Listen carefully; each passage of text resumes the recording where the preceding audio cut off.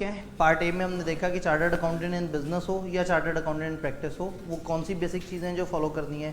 फिर conceptual framework में हमने देखा था कि कुछ सिचुएशंस हैं जो 5 में से किसी एक या एक से ज़्यादा तरह के थ्रेट क्रिएट कर सकते हैं, उसको इवेल्युएट करना है और उसकी बेस पे फिर हमने डिसाइड करना है कि हमारा सेफगार्ड क्या होगा। सेफगार्ड्स की एक लिस्ट भी दी हुई है कोड ऑफ एथिक्स में, लेकिन अगेन मैंने आपको सजेस्ट किया था कि सेफगार्ड्स की वो लिस्ट जो है वो सिर्फ एक दफ़ा पढ़ने वाली है या वो ओवरऑल लेवल पे चीज़ें बता रहे हैं। सिचुएशन टू सिचुएशन जो बेसिस है वहाँ या आप जजमेंट यूज़ कर रहे होते हैं या 290 पोर्शन जो कोड ऑफ एथिक्स का उसको यूज़ कर रहे होते हैं। अच्छा हुआ था कि कोड ऑफ एथिक्स को कल की तरफ ज़रा ज़्यादा हमने चीज़ें कवर कर ली थी। अब कोड ऑफ एथिक्स में इसके आगे चलते हैं। ऑडिटर की असाइनमेंट से रिलेटेड, ऑडिटर की एंगेजमेंट से रिलेटेड, ऑडिटर की अपॉइंटमेंट से रिलेटेड हम लोगों ने 210 में डिस्कशन की थी कि आपने एग्रीमेंट के कंटेंट्स को देखना है। फिर हमने 220 में डिस्कशन की थी कि क्लाइंट और एंगेजमेंट की एक्सेप्टेंस के वक्त आपने क्वालिटी और इन सारे पैरामीटर्स को देखना है। कोड ऑफ एथिक्स भी मिली जुली बातें आपको दोबारा से याद कराना चाह रहा है। वो कह रहे हैं जब भी कोई क्लाइंट आप एक्सेप्ट करें तो क्लाइंट को एक्सेप्ट करते हुए ये देख लेना बड़ा ज़रूरी है कि उस क्लाइंट में कोई थ्रेट्स वगैरह तो नहीं, उस क्लाइंट की एक्सेप्टेंस से किसी किस्म की कोई ऐसी सिचुएशन तो नहीं क्रिएट हो जाएगी जिससे आप सही से ऑडिट ना कर सकें। तो आपको क्लाइंट एक्सेप्ट करने से पहले क्लाइंट की नॉलेज होनी चाहिए। क्लाइंट स्क्रीनिंग का एक पूरा प्रोसेस होता है जिसमें हम क्लाइंट के बारे में देखते हैं कि वो क्या है। अगर मार्केट में उसके बारे में नॉलेज है तो मार्केट में लोगों से पूछते हैं, अगर हमारा कोई पुराना एक्सपीरियंस है तो उसकी बेस पे देखते हैं। कई दफ़ा कुछ क्लाइंट्स के बारे में मशहूर होता है कि ये ऑडिटर्स को तंग करेंगे, ये डाटा नहीं प्रोवाइड करेंगे या इनकी इंटेग्रिटी के इश्यूज़ हैं। तो एक ऑडिट को एक्सेप्ट करने से पहले हमने एक दफ़ा देख लेना है कि क्या क्लाइंट को एक्सेप्ट करना मुनासिब है। यानी ऑडिट तो सेकेंडरी स्टेप है, पहला स्टेप ये है कि क्या इस क्लाइंट का भी कोई काम करना चाहिए या नहीं। जैसे 220 में भी हमने बात की थी, अगर आपको क्लाइंट की ही इंटेग्रिटी पे इशूज़ हो, अगर क्लाइंट ही आपको ना समझ आ रहा हो, अगर आपको लग रहा हो कि उनका वो बिज़नेस जो है वो आप उसकी अंडरस्टैंडिंग आपको है ही नहीं। फॉर एग्जांपल स्टॉक एक्सचेंज ने आके आपसे कहा कि मुझे आपसे एक असाइनमेंट करवानी है, तो क्या स्टॉक एक्सचेंज नामी बिजनेस को कोई असाइनमेंट भी करके दी जा सकती है या नहीं। तो कई दफ़ा कुछ बिजनेस ऐसे होते हैं जिसमें आपकी कंपिटेंस नहीं होती, कई दफ़ा कुछ क्लाइंट्स ऐसे होते हैं जिनको आप सर्विसेज प्रोवाइड नहीं करने के देना चाहते। तो ऐसे में सबसे पहले आप क्लाइंट एक्सेप्टेंस की बात करते हैं। जब क्लाइंट एक्सेप्टेंस की बात हो जाए और आप कहते हैं हाँ ठीक है सही है, इनका बिजनेस समझ आ रहा है, इनको एक्सेप्ट करने से मुझे अपेरेंटली कोई थ्रेट नज़र नहीं आ रहा, तो ये तो हो गया क्लाइंट और क्लाइंट के साथ आपका रिश्ता। अब सेकेंड लेवल आ जाएगा एंगेजमेंट एक्सेप्टेंस। वो क्लाइंट तो आपने एक्सेप्ट कर लिया कि ठीक है मैं इनको सर्विस प्रोवाइड कर सकता हूँ। अब सवाल ये कि वो मेरे से सर्विस क्या डिमांड कर रहे हैं। वो मुझे ऑडिट करने का कह रहे हैं, मुझे कोई नॉन एश्योरेंस सर्विस प्रोवाइड करने का कह रहे हैं। जो वो सर्विस मुझे कह रहे हैं, अब उस सर्विस में कोई थ्रेट तो नहीं, वो काम करने से कोई मसला तो नहीं होगा। यहाँ मैं 220 को इसके साथ ज्वाइन करूँगा। 220 ने कहा था कि अब जो आपको वो असाइनमेंट दें, आप ये देखो कि आप उस असाइनमेंट को करने के लिए कम्पिटेंट हैं या नहीं, क्या आप में वो कैपेबिलिटीज़ हैं या नहीं, क्या आपके पास वो टाइम, नेसेसरी रिसोर्सेज और वो सारी चीज़ें मौजूद हैं जिससे आप वो वाला काम कर सकें। तो कोड ऑफ एथिक्स ने इन चीज़ों को सरसरी सा तस्करा किया। सम हाउ कहीं ना कहीं 220, 210 और इन चीज़ों में हम लोगों ने ये वाली बातें कवर कर ली। तो एंगेजमेंट की एक्सेप्टेंस के वक्त आपने क्लाइंट के बिजनेस, उनकी नेचर, वो किस तरह का काम आपको कह रहे हैं, उस काम से आपसे क्या एक्सपेक्टेड है, इन सारी चीज़ों को अंडरस्टैंड कर लेना है। और अगर आपको लगे कि ये क्लाइंट इस नोयत का है कि इनका खास बिजनेस मैं नहीं समझ पा रहा, तो ऐसे में शायद आपको एक्सपर्ट बुलाने की ज़रूरत पड़े, तो आप एक्सपर्ट्स को भी यूज़ कर सकते हैं। डन। जब भी प्रोफेशनल अपॉइंटमेंट में चेंज हुई है, एक चार्टर्ड अकाउंटेंट जा रहा है और उसकी जगह एक दूसरा चार्टर्ड अकाउंटेंट आ रहा है, तो ऐसे में चार्टर्ड अकाउंटेंट्स को कोड ऑफ एथिक्स ने ये कहा है कि आपसे एक्सपेक्टेड है आप प्रोफेशनली बिहेव करेंगे। आम बिजनेसेस में अगर एक बंदे को मौका मिल रहा हो कि फलाना बंदे को कोई शख्स सर्व कर रहा था, अब उसे तोड़ के उसका क्लाइंट मैं छीन लूँ, तो आम लोग इस चीज़ पे बड़े खुश होते हैं। लेकिन चार्टर्ड अकाउंटेंट्स प्रोफेशनली एक दूसरे के साथ कनेक्टेड हैं और ये नहीं चाहते कि एक दूसरे से बिजनेस छीनने के चक्कर में एक दूसरे को तंग किया जाए। टेक्निकली स्पीकिंग चार्टर्ड अकाउंटेंट्स ने इस चीज़ को इंश्योर करना है कि किसी भी टाइम पे आपस में कोई क्लैश क्रिएट ना हो जाए।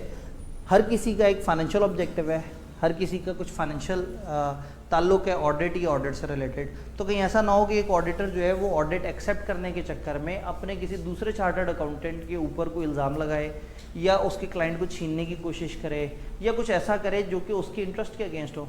एक क्लाइंट ने एक चार्टर्ड अकाउंटेंट अच्छा नहीं किया, क्लाइंट ने उस बंदे के पैसे रोक लिए फ़र्ज़ करे, या उसको तंग करना शुरू कर दिया, और जब उसने कहा कि ऐसे तंग करोगे तो मैं तुम लोगों के खिलाफ ख़राब ओपिनियन दे दूंगा, तो उन्होंने कहा ठीक है कोई बात नहीं, मार्केट में और बहुत चार्टर्ड अकाउंटेंट्स हैं, हम किसी और को बुला लेंगे। अब ऐसे में किसी और चार्टर्ड अकाउंटेंट को जाके थोड़े से ज़्यादा पैसे ऑफर करो और वो फ़ौरन से दौड़ा दौड़ा चला आए और वो कहे चलें ठीक है जी आपने पैसे दे दिए मैं आपको काम करके दे दूँगा, ऐसा नहीं है। बीइंग प्रोफेशनल चार्टर्ड अकाउंटेंट आप कम्युनिटी की तरफ जो आपका जो ऑब्लिगेशन है आप उसको फुलफिल करेंगे। जब भी किसी भी चार्टर्ड अकाउंटेंट को प्रपोज किया जा रहा है कि आप आएँ और आप हमारा जो है ये वाला काम देखें, तो सबसे पहले तो आपने क्लाइंट और एंगेजमेंट एक्सेप्टेंस वाली चीज़ें देखनी है, लीगल ऑब्लिगेशन देखनी है, देन आपने क्लाइंट से परमिशन लेनी है कि मुझे प्रीवियस चार्टर्ड अकाउंटेंट से रब्ता करने की इजाज़त दी जाए। कहीं प्रीवियस चार्टर्ड अकाउंटेंट के साथ कुछ गलत तो नहीं हुआ, कहीं प्रीवियस चार्टर्ड अकाउंटेंट के पास ऐसी कोई इन्फॉर्मेशन तो नहीं जिसकी बेस पे शायद मैं भी डिसीजन लूँ कि मुझे ये वाला ऑडिट एक्सेप्ट नहीं करना चाहिए। तो कोड ऑफ एथिक्स के मुताबिक किसी भी चार्टर्ड अकाउंटेंट को जब कहा जा रहा है कि आप ये आके असाइनमेंट करें, तो बजाय इसके कि वो फ़ौरन जज्बातियों के दौड़ा दौड़ा चलाए, पहले वो देखेगा कि कोई अनएथिकल हरकत तो नहीं हुई है इससे पीछे, कहीं किसी और चार्टर्ड अकाउंटेंट को तंग तो नहीं किया है। तो वो प्रीवियस चार्टर्ड अकाउंटेंट से रब्ता करना चाहेगा और उससे डिस्कस करना चाहेगा कि बताएंगे जी ये क्या मामला है और किस तरह से है। अगर पिछले चार्टर्ड अकाउंटेंट से रब्ता करने की इजाज़त ना दी जाए, अगर क्लाइंट कहे सॉरी आप जो है वो पिछले वाले से कम्युनिकेट नहीं कर सकते, तो फिर क्या होगा? आइडियली ऐसी एंगेजमेंट जिसमें हमें ख़ास तौर पर रोका जा रहा है कि आपने पिछले बंदे से रब्ता नहीं करना, थोड़ा सा शक क्रिएट कर देती है। इवन देन उसने कंपनी लॉ के मुताबिक, पुराने दौर में कंपनी ऑर्डिनेंस के मुताबिक जो है सेक्शन होता था जो कि रिप्रेजेंटेशन की बात करता था। तो अगर उसने कोई रिप्रेजेंटेशन पिछले चार्टर्ड अकाउंटेंट ने at the time of removal अगर कोई रिप्रेजेंटेशन बना के जमा कराई है क्लाइंट को या आईकेप के पास है, तो फिर आप आईकेप से वो रिप्रेजेंटेशन मंगवा के देखेंगे कि उसमें उसने किन बातों का जिक्र किया था। आपको याद होगा when it comes to profession तो कॉन्फिडेंशियलिटी को हम इग्नोर कर सकते हैं अगर आपका कोई प्रोफेशनल राइट है। तो आने वाले चार्टर्ड अकाउंटेंट का ये राइट है कि वो पिछले चार्टर्ड अकाउंटेंट की उस वक्त की दी गई रिप्रेजेंटेशन जो कि आईकेप के पास जमा हुई है वो मंगवा के चेक कर सकता है और आईकेप से क्लियरेंस डिमांड कर सकता है कि क्या इन लोगों का मुझे ऑडिट करना चाहिए या नहीं।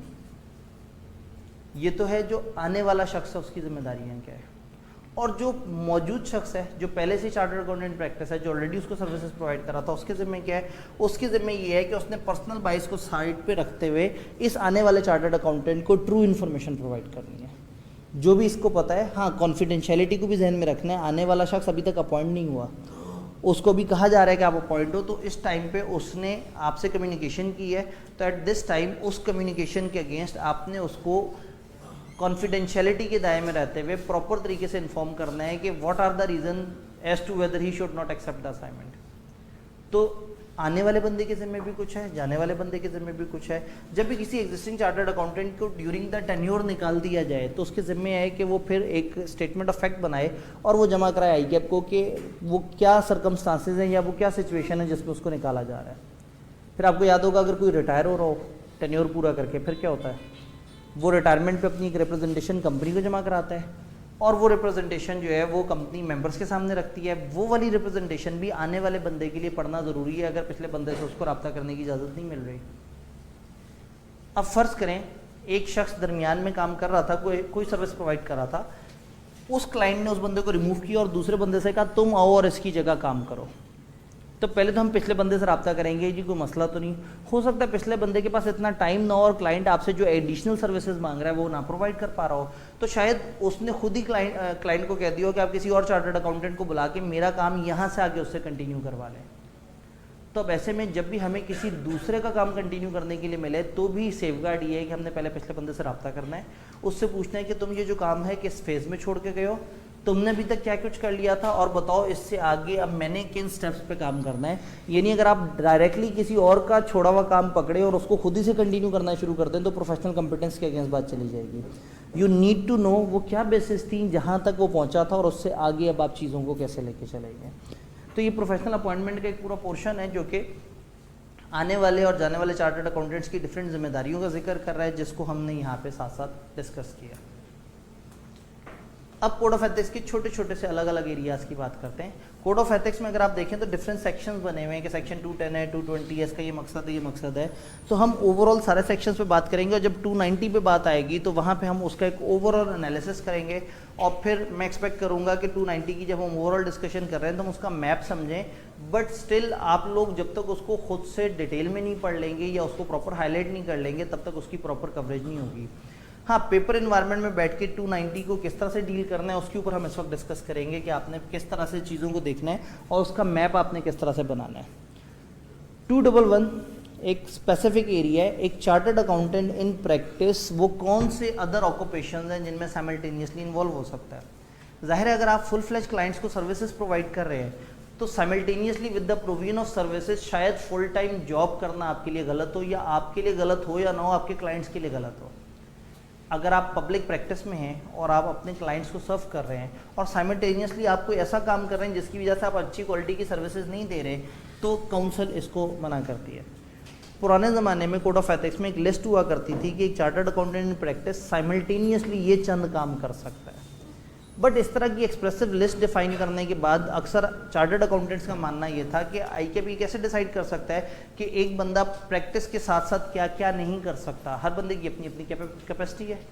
हो सकता है कुछ लोग अपने क्लाइंट्स को बहुत अच्छी सर्विसेज देने के साथ साथ 7-8 घंटे की कोई जॉब भी कर सकते हो सकता है कुछ लोग अपने क्लाइंट्स को बहुत अच्छी सर्विसेज देने के साथ साथ सियासत में भी मौजूद हो, शायद बहुत सारे और काम कर रहे हो, शायद चैरिटी के मुख्तलिफ प्रोजेक्ट्स चला रहे हो। तो जब एक्सक्लूसिव लिस्ट थी तो उस चीज़ को काफ़ी ज़्यादा डिस्करेज किया जाता था। अब उन्होंने एक फ्रेमवर्क दे दिया है। उन्होंने कहा अगर एक चार्टर्ड अकाउंटेंट जो है वो किसी और काम में एंगेज होना चाहता है विदाउट काउंसिल परमिशन, यानी काउंसिल की परमिशन तो तब चाहिए कि जब कुछ मसलों मसाइल इस तरह के हों, अगर विदाउट काउंसिल परमिशन आप किसी और काम में एंगेज होना चाहते हैं तो वो काम किस नौइयत का होना चाहिए। आपको डिफाइन करना होगा कि वो काम ऐसा है जो आपकी सर्विसेज के साथ इनकम्पैटिबल या इनकंसिस्टेंट नहीं है, यानी उसको थोड़ा सा जजमेंटल साइड पे ले गए। इनकम्पैटिबल या इनकंसिस्टेंट कब होगा? जब उसमें कोई कन्फ्लिक्ट ऑफ इंटरेस्ट होगा, जब वो आपकी इंटेग्रिटी को इम्पेयर कर सकता होगा, आपकी ऑब्जेक्टिविटी को डिस्टर्ब कर सकता होगा, अगर उस काम की वजह से आपकी इंडिपेंडेंस हर्ट हो रही होगी, अगर उससे आपकी प्रोफेशनल सर्विसेज की क्वालिटी में या आपकी गुड रेपुटेशन या ओवरऑल प्रोफेशन के ऊपर को आंच आ रही होगी, तो ये वो चीज़ें हैं जिनका उन्होंने मना किया। तो अब कोई एक्सक्लूसिव लिस्ट नहीं है कि this is list of things जो चार्टर्ड अकाउंटेंट इन प्रैक्टिस नहीं कर सकता।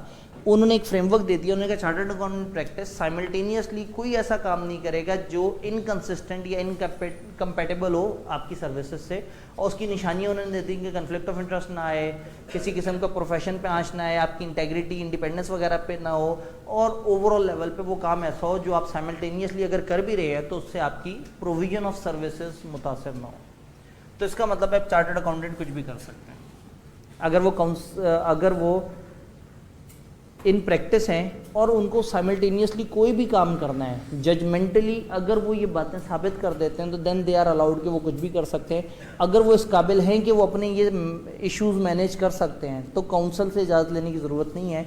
वो अगर इन फीचर्स पे पूरा उतरती हैं और इनकम्पैटिबिलिटी नज़र नहीं आती तो इन प्रैक्टिस चार्टर्ड अकाउंटेंट कोई भी और प्रोफेशन में इंगेज हो सकता है, उसको कोई मना नहीं करेगा।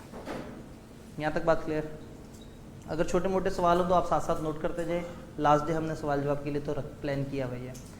कन्फ्लिक्ट ऑफ इंटरेस्ट 220, ये कोड ऑफ एथिक्स के चंद इंपॉर्टेंट एरियाज में से एक है और आहिस्ता आहिस्ता इंपॉर्टेंट होता जा रहा है। पहले कन्फ्लिक्ट ऑफ इंटरेस्ट पे इतनी ज़्यादा डिटेल नहीं होती थी, फिर 2015 एडिशन में कोड ऑफ एथिक्स ने इसके ऊपर ज़रा ज़्यादा एक्सप्रेसिव बात की। कन्फ्लिक्ट ऑफ इंटरेस्ट बड़ी खतरनाक सी सिचुएशन है। एक चार्टर्ड अकाउंटेंट 2 या 2 से ज़्यादा ऐसे लोगों को सर्विसेज प्रोवाइड कर रहा है जो आपस में क्लैश में है। कभी कभी आपको अगर 2 बंदे कहें कि जी आप ये सर्विस हमें प्रोवाइड करें और उन दोनों का आपस में क्लैश हो, फॉर एग्जांपल एक प्रॉपर्टी डीलर, अगर हम एक नॉर्मल बिजनेस की एग्जांपल लें, एक प्रॉपर्टी डीलर को 2 क्लाइंट्स ने कहा हुआ है कि हमें अच्छा घर दिलवाओ। उसको एक बड़ा अच्छा घर नज़र आया और वो घर दोनों की नीड्स को पूरा कर रहा है। जिसको भी घर बिकवा देगा वो उसे कमीशन देगा। दोनों ही अपने क्लाइंट्स हैं, किसको घर बिकवाएगा? जो ज़्यादा कमीशन दे रहा होगा या जिससे ज़्यादा पैसे।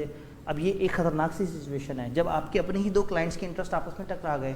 इसका मतलब ये है कि अब आपको लाजमी किसी एक के साथ गलत करना पड़ेगा और किसी एक के साथ सही करना पड़ेगा। कमर्शियली स्पीकिंग, जब भी एक कॉमन इंसान ऐसी पोजीशन में हो कि ये 2 काम इनमें से एक कर लो तो वो चाहेगा कि वो उस तरफ जाए जो ज़्यादा कमर्शियल है।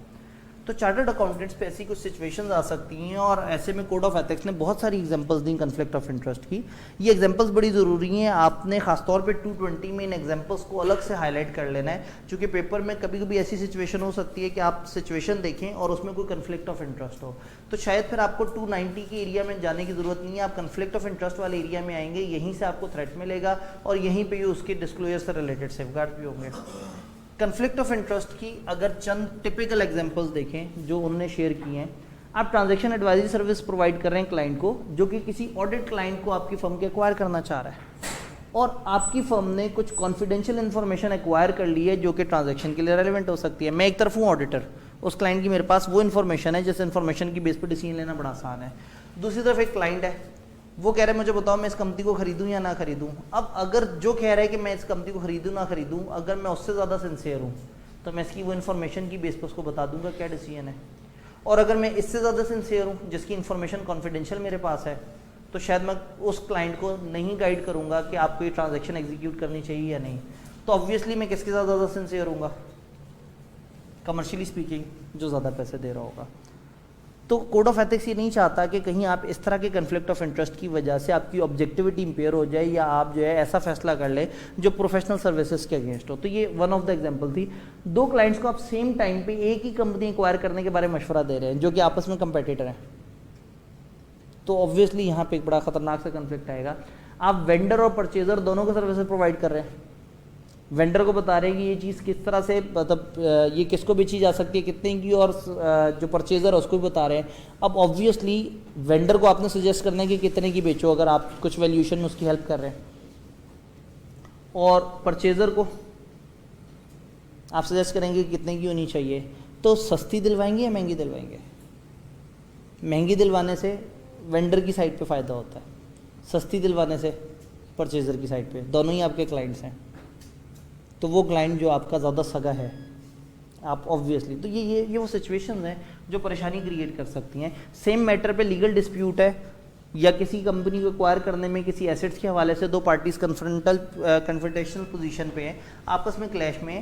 कहने का मतलब है आपके कोई से दो क्लाइंट्स आपस में किसी ऐसी पोजीशन में है जिसकी वजह से आप किसी एक का फ़ायदा कर जाएंगे और दूसरे का नुकसान कर जाएंगे, जबकि आपको असाइनमेंट मिली हुई है उसका भी फ़ायदा करना है और दूसरे का भी फ़ायदा करना है। इसी तरह की कुछ और एग्जांपल्स हो सकती हैं। रॉयल्टीज़ ड्यू और कितनी अमाउंट पेएबल है, इसके ऊपर आपने एक एश्योरेंस प्रोवाइड करनी है। जिसको पैसे मिलने हैं उसको और जिसने पैसे देने हैं उसको। जिसने पैसे देने हैं वो आपसे कह रहा है ज़रा देखो तो सही, मुझे लग रहा है मैंने कम पैसे देने हैं, ज़्यादा नहीं देने हैं, ज़रा देखो इस एग्रीमेंट को, बताओ मेरे ज़िम्मे कितने पैसे बनते हैं। और जिसने पैसे लेने हैं उसने भी आपको हायर किया है कि एग्रीमेंट देख के बस साबित कर दो कि मुझे बहुत ज़्यादा पैसे लेने हैं। तो ऑब्वियसली अगर आप एक ही सब्जेक्ट मैटर पे दो अपोजिट लोगों को रिप्रेजेंट कर रहे हैं तो एक वक्त में किसी एक का मफाद देख सकेंगे, दूसरे का मफाद सही से नहीं हो सकेगा। फिर किसी ऐसे बिजनेस में इन्वेस्ट करा रहे हैं जहां आपका इंटरेस्ट है, देखिए ना, advising a client to invest in a business in which for example spouse of a CA in practice has financial interest. आई के अपने पूरी लाइन पकड़ी, स्पाउस का नाम लिखा और कह दिया ये सिचुएशन है, बताओ क्या मसला है। तो ये एग्जांपल्स काफ़ी इंपॉर्टेंट है, इन एग्जांपल्स से एक अच्छा आइडिया मिल जाता है। इन एग्जांपल्स को बार बार देखने के बाद हमारा माइंड ओपन हो जाता है कि किस तरह की सिचुएशंस को हम कह सकते हैं कि वो कन्फ्लिक्ट ऑफ इंटरेस्ट है। आसान अल्फाज में जब आप दो तरह के लोगों को सर्व कर रहे हैं और उनमें से किसी एक को ज़्यादा बेहतर सर्व करने से दूसरे को नुकसान पहुंच सकता है, तो ये कन्फ्लिक्ट ऑफ इंटरेस्ट है। जैसे एथिकल कन्फ्लिक्ट, आपके एक एथिक को फॉलो करने से दूसरा एथिक नुकसान में आ रहा था। अब अगर आप एक वक्त में दो अलग अलग लोगों को सर्व कर रहे हैं तो फिर इसका सोल्यूशन क्या निकालें? मतलब एक वक्त में एक आपका ऑडिट क्लाइंट है या एक क्लाइंट आपके पास आया और उसने कहा मुझे इवैल्यूएशन सर्विस आपसे करवानी है। 10 दिन बाद एक दूसरा क्लाइंट आया, उसने कहा मुझे आपसे इवैल्यूएशन सर्विस करवानी है। क्या करें? अगेन अगर तो आप दोनों को अलग अलग डिपार्टमेंट्स के थ्रू डील कर सकते हैं और उनका इंडिपेंडेंट रिव्यू करवा सकते हैं तो शायद आप ये असाइनमेंट पिक कर सकते हैं। But still conflict of interest में जितने मर्जी अच्छे सेफगार्ड लगा लें, कहीं ना कहीं आपका ज़ाती मफाद है। आप उस टीम को ज़्यादा अच्छा काम करने का कहेंगे जिस तरफ से आपको ज़्यादा पैसे जनरेट होने की ऑप्शन नज़र आ रही है। तो टेक्निकली कन्फ्लिक्ट ऑफ इंटरेस्ट जब भी आता है, ये तभी आता है जब एक बंदे के साथ काम करते हुए दूसरा कोई बंदा एंटर होता है। जैसे ही कोई दूसरा बंदा एंटर होता है और उसको नहीं पता होता कि आप पहले से ये वाला काम कर रहे हैं, तो वो आपसे एक्सपेक्ट करता है कि आप उसको बड़ी अच्छी क्वालिटी की सर्विस देंगे। जबकि आप अगर ऑलरेडी ये काम कर रहे हैं जो कि उसके क्लैश में है, आप उसे सर्विस नहीं दे सकेंगे। होता ये कि प्रोफेशनल एग्जांपल्स से तो बात समझ आ जाती है, लेकिन लोकल एग्जांपल से चीज़ थोड़ा इजी हो जाती है। फॉर एग्जांपल मुझे जो है वो मेरे इंस्टीट्यूट वाले 2 कमेटीज़ का हेड बना दें। एक कमेटी हो कि उसका मकसद है बच्चों की पढ़ाई होती रहनी चाहिए, हर हफ्ते टेस्ट होने चाहिए, क्विज़ेज़ होने चाहिए, और आपने हर वक्त ये इंश्योर करना है कि इन बच्चों की पढ़ाई पे कोई आँच नहीं आनी चाहिए। एक है ये कमेटी। फिर दूसरी कमेटी मुझे अप्रोच करती है, दूसरा ग्रुप आता है, वो कहते हैं जी आपने इस कमेटी को भी हेड करना है। मैं कहता हूँ जी इस कमेटी के क्या राज़ो मकासद है? वो कहते हैं इस कमेटी का मकसद है कि बच्चों पे ज़्यादा बोझ ना पड़े पढ़ाई का, एक्स्ट्रा करिकुलर को करिकुलर एक्टिविटीज़ भी साथ साथ होनी चाहिए। हर 2-3 हफ्ते बाद कोई ऐसी एक्टिविटी होनी चाहिए जिससे बच्चों को एक फन टाइम इन्वायरमेंट मिले, और ऐसा ना हो कि ये बच्चे बोर किताबों में अपने आप को खो बैठे हैं, तो इनकी कुछ और तख्लीकी और तामीराती सलाहियतों के ऊपर भी काम होना चाहिए। अब इनमें से किसी एक कमेटी को ही मैं सही से सर्व कर सकता हूँ, क्योंकि अगर मैंने तालीम और तरबियत पर ज़्यादा जोर दिया तो तशख़्ख़ुस और वो जो दूसरी वाली कमेटी है वो फारिग हो जाएगी, और जब तशख़्ख़ुस और तामीराती और फलाना वाले काम पे काम किया तो शायद तालीम फारिग हो जाए। अब ये कन्फ्लिक्ट ऑफ इंटरेस्ट है। आइडियली जब मैं एक कमेटी को हेड कर रहा हूँ और जैसे ही मुझे कहा जाता है दूसरी कमेटी को हेड करो, मैं फ़ौरन से कहूँ 1 मिनट, मैं ऑलरेडी एक ऐसा काम कर रहा हूँ जो आपसे साथ क्लैश में है, तो काइंडली आप ये काम मुझे ना दें, क्योंकि अगर ये काम मुझे दिया तो देर आर चांसेस कि आप दोनों में से किसी एक के साथ मैं ज़्यादा बेहतर काम कर सकूँगा। फ़र्ज़ करें उसके बाद भी वो जो मुझे काम असाइन कर रहे हैं वो कह रहे हैं ठीक है आपने सही कहा, हमारे पास इस टाइम पे कोई और ऐसा बंदा नहीं है जो इस चीज़ को हेड करे, हम समझते हैं, हम एहतराम करते हैं आपकी पोजीशन का, स्टिल वी बिलीव कि आप ये काम हमें करके दे दें। अब अगर मैंने उनको एक प्रॉपर डिस्क्लोजर दिया, उनको बताया कि मेरा ये मसला, और उसके बाद वो मेरे से एक्सपेक्ट कर रहे हैं कि मैं वो वाली चीज़ हेड कर दूं, तो अब उनको पता है कि मेरे ऊपर क्या प्रॉब्लम्स हैं, और अब अगर मेरा लेवल ऑफ सर्विस कम भी होगा तो वो ये नहीं कहेंगे यार कैसा प्रोफेशनल आदमी था, उसने तो प्रोफेशन की लाज ही नहीं रखी, उसने तो हमारे साथ अच्छा नहीं किया। तो कन्फ्लिक्ट ऑफ इंटरेस्ट का जो सबसे खूबसूरत सेफगार्ड है that is true transparent disclosure. But इतना जज्बाती नहीं होना कि आपके पास एक क्लाइंट आया, उसने कहा जी मैंने फलाना कंपनी को ख़रीदना है, तो आपने कहा फलाना कंपनी सर उसका तो फलाना लोग हैं वो भी मेरे साथ हैं वो ख़रीदना चाह रहे हैं, ये तो गड़बड़ हो जाएगी। डिस्क्लोजर तो देना है, लेकिन अगर डिस्क्लोजर में उनका जिक्र कर दिया तो शायद वो तो ज़्यादा नुकसानदेह बात हो जाएगी। तो अगेन कोड ऑफ एथिक्स ने इसके ऊपर एक बड़ा उलझा हुआ सा फ्रेमवर्क दिया। उन्होंने कहा जी आपने पहले तो ये चीज़ है कि डिस्क्लोजर देना है। डिस्क्लोजर जनरल भी हो सकता है, स्पेसिफिक भी हो सकता है। जनरल डिस्क्लोजर में आप उन्हें कह सकते हैं कि मैं इस तरह की असाइनमेंट ऑलरेडी कर रहा हूँ, तो इसमें आपको शायद मैं सर्व करूँगा तो देयर आर चांसेस कि कुछ क्वालिटी इंपेयर हो जाए।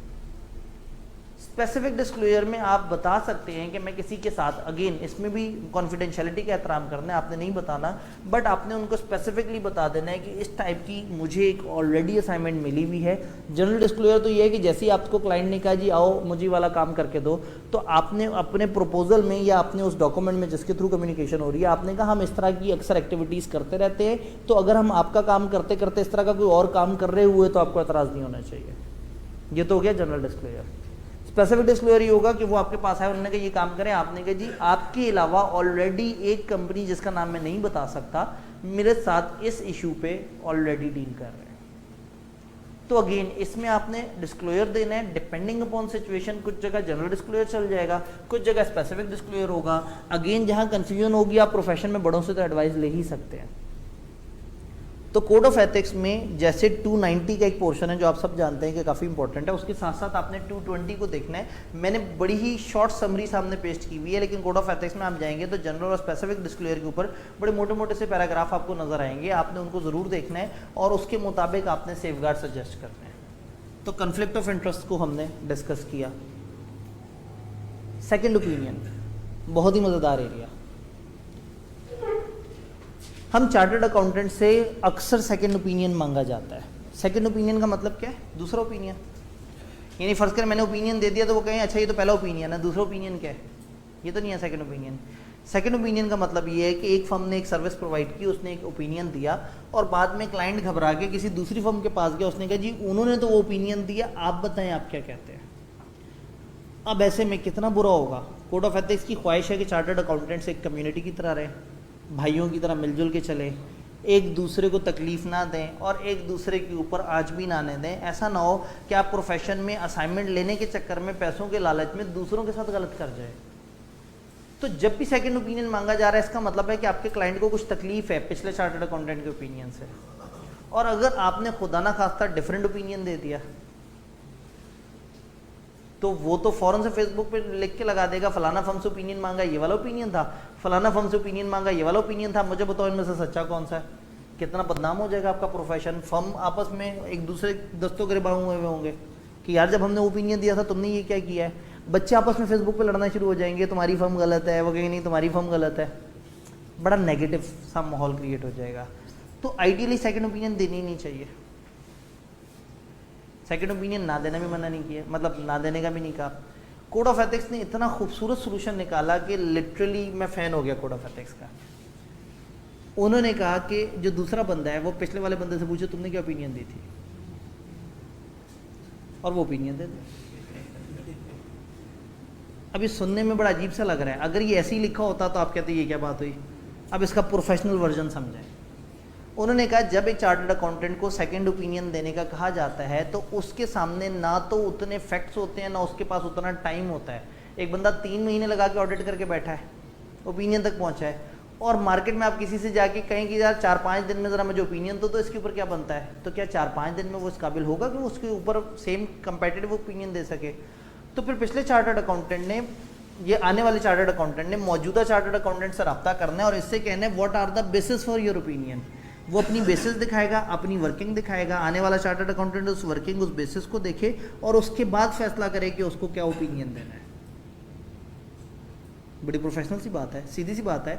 जब सेकंड ओपिनियन देते हुए आपके पास वो सेम फैक्ट्स और वो सारी बातें नहीं है तो आप कभी भी सेकंड ओपिनियन अच्छी नहीं दे सकेंगे। तो एक बड़ा मज़ेदार सोल्यूशन यही है कि आपने पिछले वाले से देखना है कि उसकी वर्किंग क्या है, वो कहाँ तक पहुँचा था, उसके पास क्या फैक्ट्स थे, और उनको सामने रखते हुए आपने सेकंड ओपिनियन दे देनी है। तो सेकंड ओपिनियन के बारे में guidance may create threat to compliance with fundamental principle. For example, there may be threat to professional competence.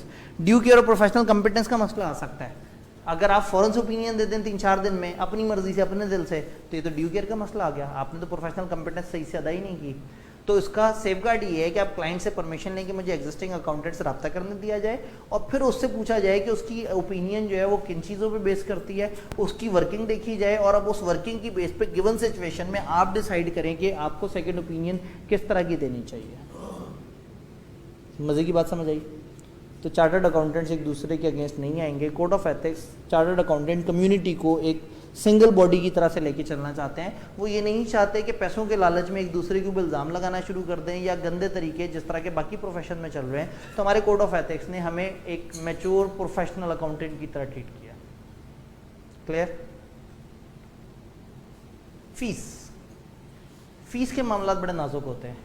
अगर फीस में कुछ गड़बड़ हो जाए, ऊपर नीचे हो जाए, तो फ़ौरन से प्रोफेशन पे बात आ जाती है। रुपया चीज़ ही ऐसी है कि फ़ौरन से एक बंदा गंदा हो जाता है कि ओ जी उसने तो रुपया पैसे में देखो इस तरह की बात कर दी। बाकी जो मर्जी बात करे, जब रुपया पैसा इन्वॉल्व होता है तो मामला नाजुक होता है। कोड ऑफ एथिक्स ने फ़ीस के बारे में हमें कुछ गाइडेंसेस दी। उन्होंने कहा सीए इन प्रैक्टिस जो उसको मुनासिब लगे वो फ़ीस डिमांड कर सकता है, बट फॉर ऑडिट सर्विसेज वो ATR 14 को कंप्लाई करेगा। ऑडिटिंग टेक्निकल रिलीज 14 जो कि आप सब जानते हैं, इसमें per hour charge out rate आ रहे होते हैं, प्लस इसमें मिनिमम ऑडिट फीस आ रही होती है कि अगर इस तरह का क्लाइंट है तो कम से कम इतनी ऑडिट फीस होगी, इस तरह का क्लाइंट है तो कम से कम इतनी ऑडिट फीस होगी। तो उन्होंने कहा भाई फीस के ऊपर आपने लड़ना नहीं है, एक फ्रेमवर्क हमसे ले लो, आपको जो मुनासिब लगे आप फीस चार्ज कर लो, बट एट अ मिनिमम वो फ्रेमवर्क फॉलो होना चाहिए। तो उस फ्रेमवर्क ने चार्ज आउट रेट्स भी बता दिए पर आवर, उस फ्रेमवर्क ने मिनिमम ऑडिट फीस भी बता दी। तो अब चार्टर्ड अकाउंटेंट चाहे पंजाबी है या सिंधी, चार्टर्ड अकाउंटेंट चाहे उर्दू बोलता है या पश्तो बोलता है, वो फीस वही चार्ज करेगा जो कि ATR 14 बता रहा है। तो इससे क्या होगा, जो डाइवर्सिटी है वो ख़त्म हो जाएगी, वो एक फ्रेमवर्क को फॉलो करेंगे। हाँ, उसमें ऊपर जाना उन्होंने मना नहीं किया। अगर आपका क्लाइंट एग्री करता है तो आप उससे ओवर एंड अबव भी जा सकते हैं, बट आपने जो आर्स के हवाले से चार्ज आउट रेट है उसको देखना है। अगर आप ज़्यादा फीस चार्ज कर रहे हैं तो इट मीन्स कि आप ज़्यादा रिसोर्सेज को अप्लाई कर रहे हैं, वहाँ रिसोर्सेज की पर आवर कॉस्ट है। तो फिर आपने by the end of audit अपने जितने भी ऑडिट की फीस है उसके साथ एक वर्किंग भेजनी है जिसमें आप जस्टिफाई करेंगे कि आपने इतने आवर्स काम किए और इतने आवर्स की वजह से इतनी फीस जस्टिफाइड थी। तो ज़्यादा फीस चार्ज कर सकते हैं, but that should be justified.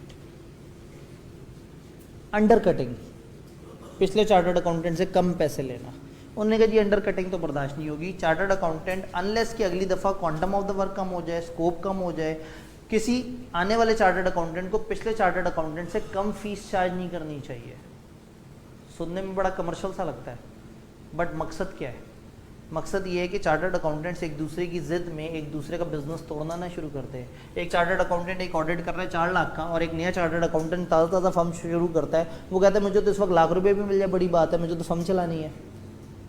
तो वो जाके हो सकता है क्लाइंट को जाके वर्गलाए, वो कहे जी आपने 4 लाख दे के जो साफ ओपिनियन लेनी है आप लाख रुपए दे के साफ ओपिनियन ले लें, मैं भी वही 2 कागज़ दूंगा जो उसने देने हैं, बस सिर्फ नाम का फ़र्क होगा, टैग का फ़र्क होगा। तो आप अच्छे वाले टैग के ज़्यादा पैसे क्यों देते हैं? तो ये वाली गंदी हरकतें ना शुरू हो जाए। तो कोड ऑफ एथिक्स ने इस चीज़ को इंश्योर किया कि चार्टर्ड अकाउंटेंट्स अंडर कटिंग नहीं करेंगे। अब अगेन कभी कभी किसी सिनेरियो में दरमियान में अचानक से एक छोटा सा पॉइंट ले आता है जो यहाँ से आंसर हो रहा होता है, तो कोड ऑफ एथिक्स पूरे की एक अच्छी अंडरस्टैंडिंग होनी चाहिए, कुछ सिलेक्टेड एरिया पे अच्छा खासा फोकस होना चाहिए हमारा, बट ओवरऑल कोड की अच्छी अंडरस्टैंडिंग हो। तो आप अंडर कटिंग नहीं करेंगे अनलेस के क्वांटम या स्कोप पिछले ऑडिट से कम हो।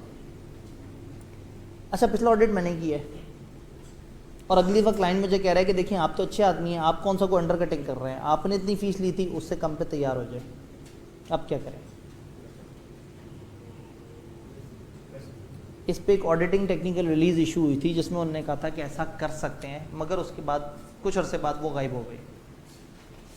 तो अभी ये इशू हुनूज तशना दहन है, इसके ऊपर अभी तशनगी बाकी है, आइडिया ही नहीं है। मतलब उन्होंने ये कहा कि चार्टर्ड अकाउंटेंट पिछले चार्टर्ड अकाउंटेंट से कम फीस चार्ज नहीं करेगा ऑडिट लेते हुए, लेकिन वो अपना ही ऑडिट अगली दफ़ा रिपीट करते हुए क्या कम फीस चार्ज कर सकता है, और हो सकता है आर से वो जस्टिफाई भी हो जाए। तो अगर क्वांटम और स्कोप कम नहीं हुआ तो क्या वो फीस कम कर सकता है? पहले उन्होंने कहा था कि अगर नंबर ऑफ आवर्स थोड़े से कम हो जाए और वो फीस जस्टिफाई हो जाए तो ऐसा किया जा सकता है। क्या चीज़? अब अगेन वही चक्कर होगा कि जो पिछली दफ़ा आपने आर ज़्यादा क्यों लगाए होंगे, आपको अंडरस्टैंडिंग पे कितना टाइम लगा होगा, आपको फ्लो चार्ट बनाने पड़े होंगे, आपको जो पहली दफ़ा था, शायद दूसरी दफ़ा आपके कुछ 50, 60, 70 आवर्स थोड़े से कम हो जाए, एटलीस्ट कुछ स्टेप्स जो अब रिपीट पे चले जाएंगे वो थोड़े से ज़रा ज़्यादा इजी हो जाए।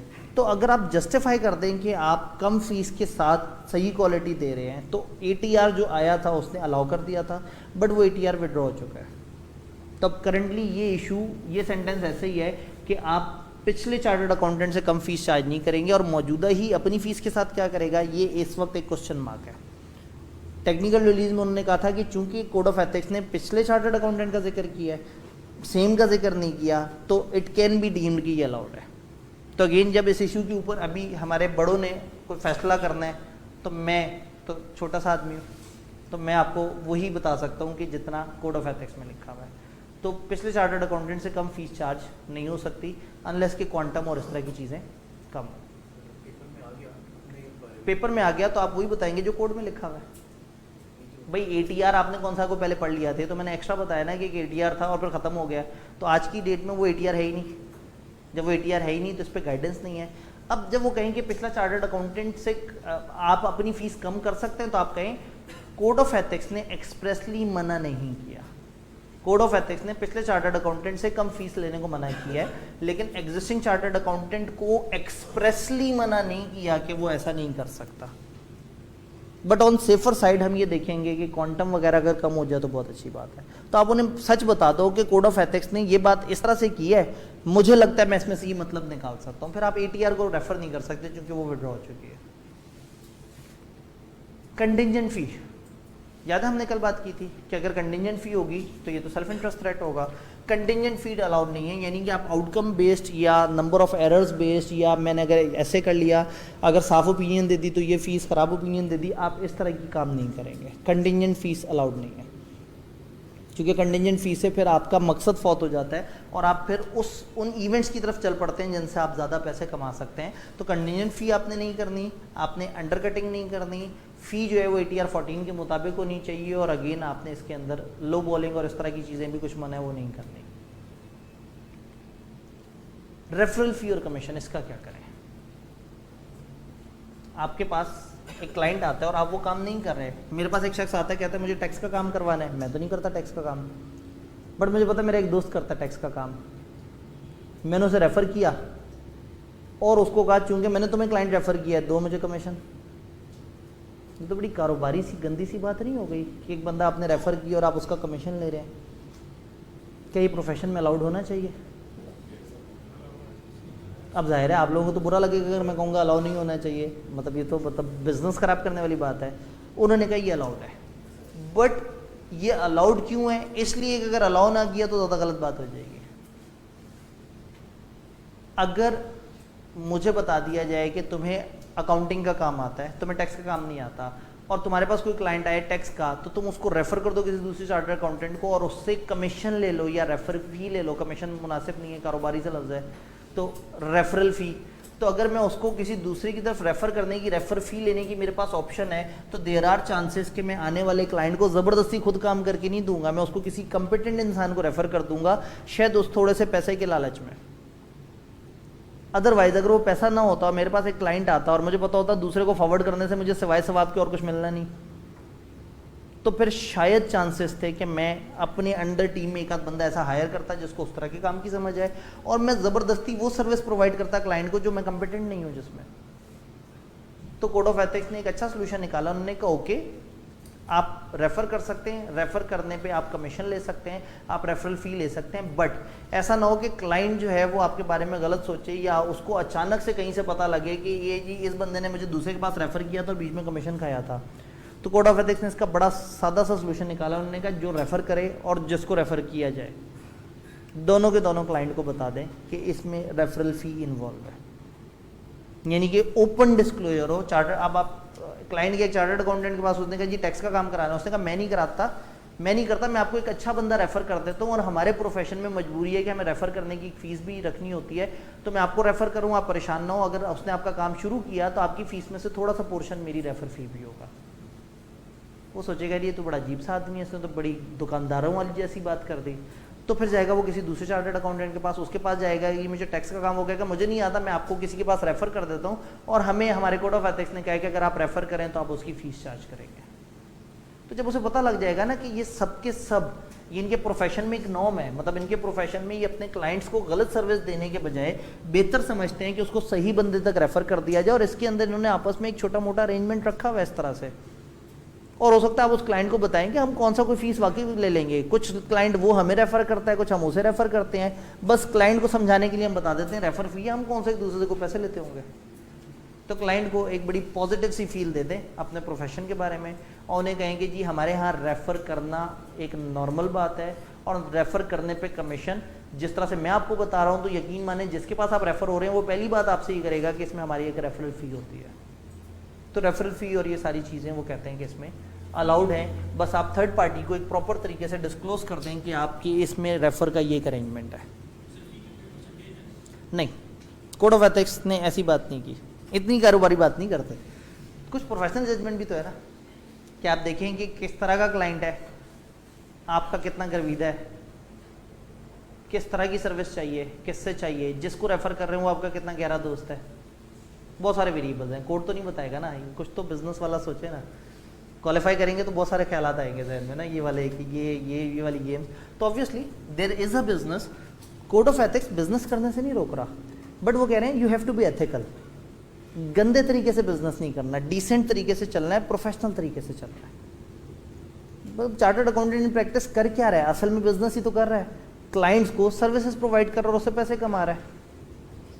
तो मतलब बिजनेस करने में कोई बुरी बात नहीं है, बिजनेस इज ओके, हर बंदा कमाने के लिए बिजनेस करता है। और चार्टर्ड अकाउंटेंसी में लोग ज़्यादातर आते क्यों हैं?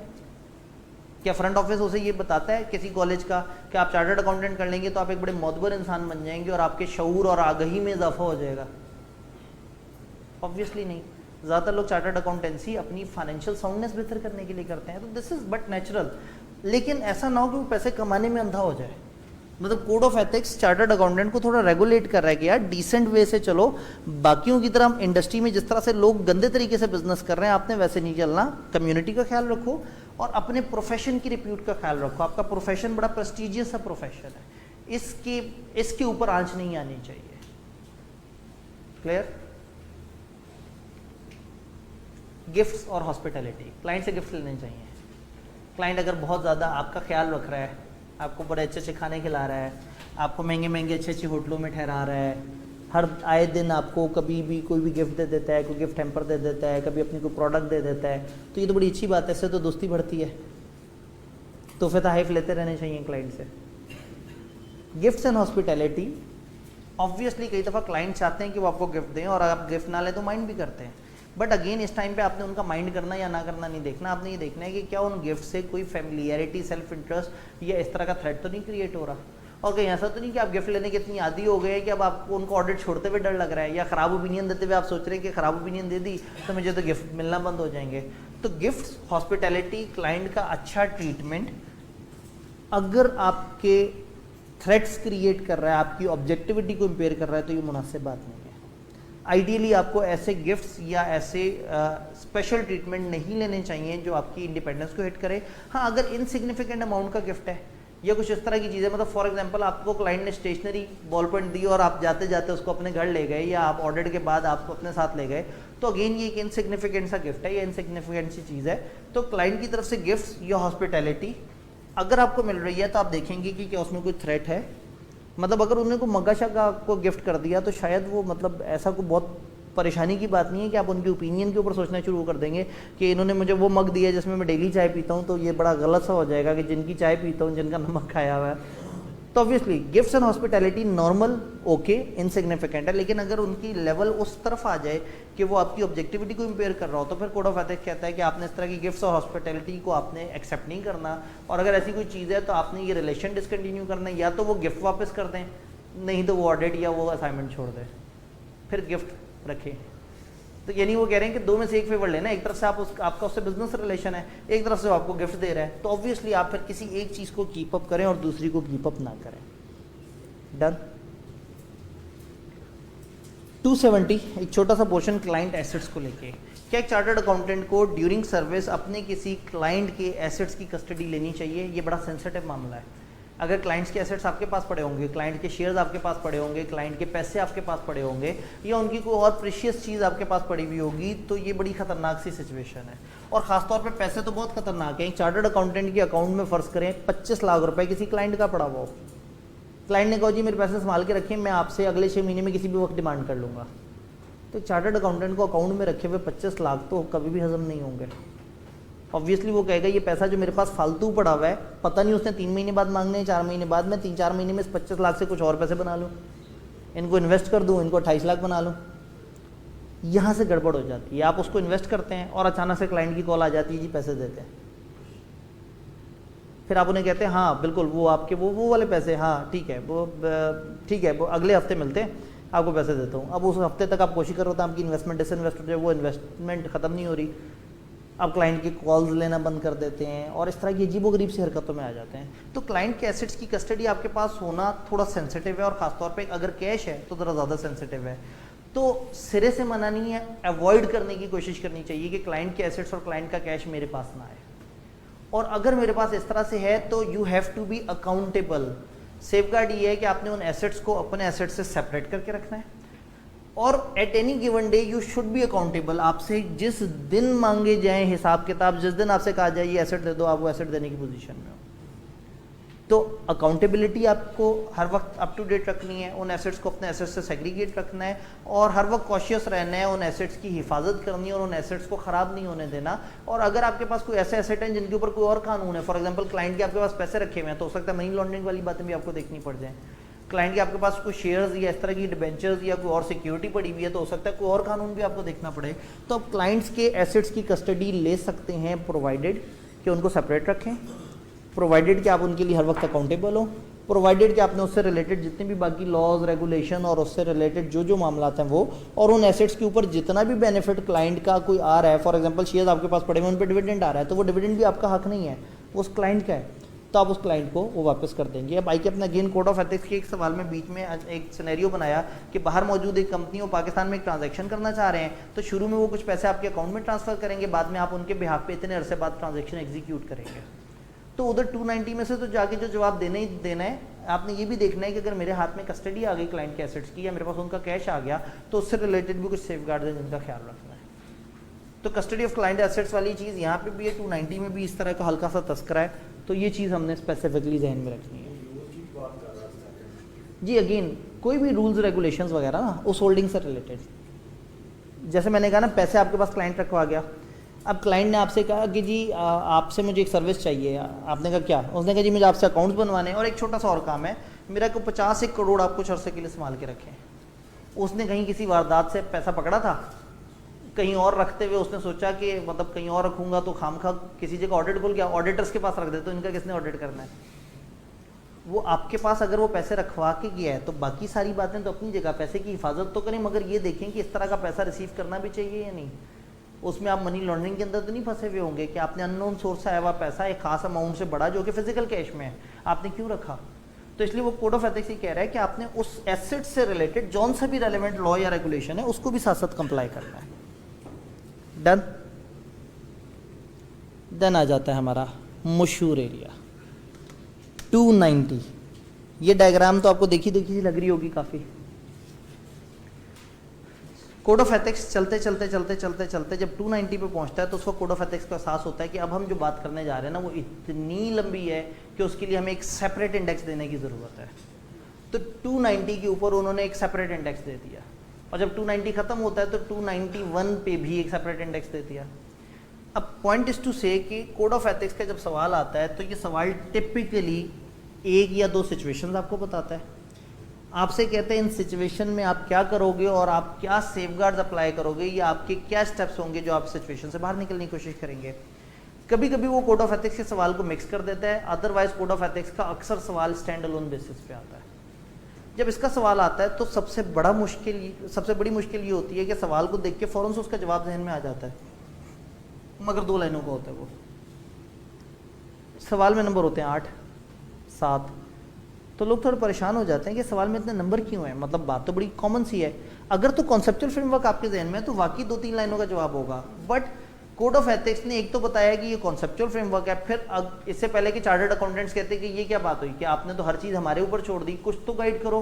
तो उन्होंने कुछ एग्जाम्पल्स ऐसी दी, जैसे एग्जाम्पल्स में उन्होंने बताया कि इस तरह की सिचुएशन में यूँ हो सकता है, यूँ हो सकता है, यूँ हो सकता है, ऐसा हुआ तो उस तरह का थ्रेट हो सकता है, उस तरह का सेफगार्ड हो सकता है, ऐसा हुआ तो उस तरह का थ्रेट है, उस तरह का सेफगार्ड। तो उन्होंने क्या किया, डिफरेंट सिचुएशंस बना के आपको उसकी कुछ टिपिकल एग्जाम्पल्स दे दी। यानी कि ये वो सिचुएशंस हैं जिनके कोड ऑफ एथिक्स ने सजेस्ट कर दिए कि इनके स्पेसिफिक सेफगार्ड ये होने चाहिए, और इन सिचुएशंस के अलावा कोई सिचुएशन हो तो उसके ऊपर आप कॉन्सेप्चुअल फ्रेमवर्क अप्लाई कर लें। तो आपके पास 2 सोर्सेज हैं, एक तो कॉन्सेप्चुअल फ्रेमवर्क से आप ज़बानी जवाब तक पहुंचने की कोशिश करें, बट उससे आप मोटे मोटे जवाब तक पहुंचेंगे, या मैक्सिमम हो गया तो ये 290 पेज से पीछे जो है वो, या जो इससे पीछे हम डिस्कशन कर रहे थे इंडिपेंडेंस वगैरह, और उसमें तो वहाँ आप उस पेज तक पहुँचेंगे जिस पेज पे आपको कुछ कॉमन चीज़ें नजर आएंगी। तो इससे इमीडिएट पीछे ऑब्जेक्टिविटी ऑफ ऑल सर्विसेज पे एक लिस्ट दी हुई है, आपको मैंने कल वो लिस्ट दिखाई थी, वो जो हमने देखे थे टिपिकल सेफगार्ड, इस सफ़े से बिल्कुल पिछले वाले पेज पे दिया हुआ है। उसमें वो बताते हैं कि किसी भी किस्म की सर्विस पे अगर ऑब्जेक्टिविटी का मसला आ रहा है तो आपने चीज़ों को किस तरह से देखना है। तो कुछ नहीं समझ आएगा तो हम उस पेज पे जाके कुछ सेफगार्ड लिख देंगे। अगर कुछ समझ आ गया कंसेप्चुअल फ्रेमवर्क के मुताबिक तो आप जवाब बना सकते हैं, बट दिस इज आइडियल कि अगर वो एरिया, इनमें से कोई एरिया मौजूद है और कोई स्पेसिफिक सिचुएशन उठा के आईकेएफ ने पूछी है, तो आईकेएफ इज एक्सपेक्टिंग कि आप उस स्पेसिफिक सिचुएशन के अंदर से उन्हें रहते हुए जवाब दें। जिसका आपके पास किताब में सोल्यूशन मौजूद है उसके लिए आप अपना दिमाग लगाएं, वो बात मुनासिब नहीं है। दिमाग ज़रूर लगाएं, दिमाग इसलिए लगाएं कि आप ये देखें कि याद करें कि कोड ऑफ एथिक्स में वाली चीज़ कहाँ देखी थी। तो जब 290 का पोर्शन आ जाए तो आपने 290 में आके यहाँ स्पेसिफिकली फाइनेंशियल इंटरेस्ट के एरिया में, यानी कि 290.102 से ऑनवर्ड यहाँ तक के एरिया को, यानी कि 224 तक के एरिया को ख़ास तौर पे हाईलाइट कर लेना है। कौन सा एरिया, मैं कोशिश करता हूँ 102 से लेके 224 तक का एरिया, ये वो मेन जोन है जो कि आपका इंटरेस्ट का होना चाहिए। यानी कि गिवन सिचुएशन जो भी दी हुई होती है, आईकेएफ ने, अगर मैं कोड ऑफ एथिक्स की पिछली 20 अटेम्प्ट्स उठा के देख लूँ तो शायद 2 ऐसे सवाल हैं जो कि कोड ऑफ एथिक्स से आंसर नहीं हो रहे, जिसमें आपको शायद खुद से ज़्यादा सोचना पड़े। अदरवाइज वो कोड ऑफ एथिक्स का सवाल बनाते हुए बहुत ही जेनेरिक सवाल नहीं बनाते, वो कहीं ना कहीं इन सिचुएशन में से मौजूद कोई एक इशू उठाते हैं, उसके ऊपर एक सिनेरियो सा बनाते हैं और आपको सवाल दे देते हैं। कई दफ़ा वो 2 सिचुएशन मिक्स करते हैं, आपने सिचुएशन देखनी होती है और उसके मुताबिक जवाब देना होता है। अब जवाब वो दे सकेगा जिसने ये सारी सिचुएशंस पढ़ी हुई होंगी। फॉर एग्जांपल अगर ये फाइनेंशियल इंटरेस्ट है ना, तो 102 से लेके अगले पैराग्राफ्स तक फाइनेंशियल इंटरेस्ट के अंदर 3-4 तरह की कैटेगरीज डिस्कस होंगी कि डायरेक्ट फाइनेंशियल इंटरेस्ट हो तो ये मसला है, इनडायरेक्ट फाइनेंशियल इंटरेस्ट हो तो ये मसला है, किसी के साथ मिलकर फाइनेंशियल इंटरेस्ट हो तो ये मसला है, पार्टनर का फाइनेंशियल इंटरेस्ट हो तो ये मसला है, टीम का इंटरेस्ट हो तो ये मसला है। अलग अलग सिचुएशंस बताई हुई हैं। आइडियली आपकी कोड ऑफ एथिक्स की किताब में आपको इस एरिया में 2-3 कलर के हाइलाइटर यूज़ करने चाहिए। ये मेन कैटेगरीज है, इन कैटेगरी में आके आपको पहले आइडेंटिफाई करना चाहिए कि इन 10, 12, 13, 14 पैराग्राफ्स में से कितने इश्यूज़ हैं जो उन्होंने आइडेंटिफाई किए हैं।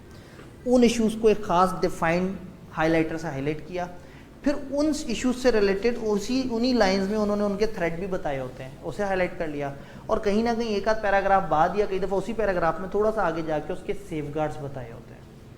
तो टेक्निकली स्पीकिंग हमारे पास तकरीबन 70-80 सिचुएशंस ऐसी बन जाती हैं जिनके कोड ऑफ एथिक्स ने हमें सॉल्यूशंस भी बताए हुए हैं कि इस तरह की सिचुएशन में इस तरह के थ्रेट होते हैं और इस तरह के सेफगार्ड होते हैं।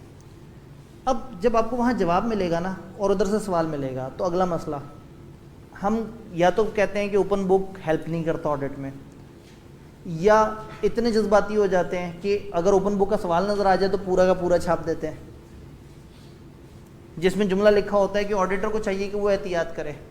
सवाल हमसे पूछ रहा होता है, तुम क्वालिटी कंट्रोल पार्टनर हो, तुम क्वालिटी कंट्रोल मैनेजर हो, तुम बताओ तुम इस सिचुएशन में क्या करोगे, और आप जवाब दे रहे होते हैं ऑडिटर को चाहिए कि वो ऐसा करे। ऑडिटर, ऑब्वियसली आप थोड़ा सा पर्सनल टोन में तो लेके आए, मैं बीइंग क्वालिटी कंट्रोल मैनेजर अपनी टीम को कहूँगा कि वो ऐसे करे, मैं ये देखूंगा कि मेरी टीम में ये मसला तो नहीं, मतलब उसकी टोन कुछ तो चेंज करनी पड़ेगी।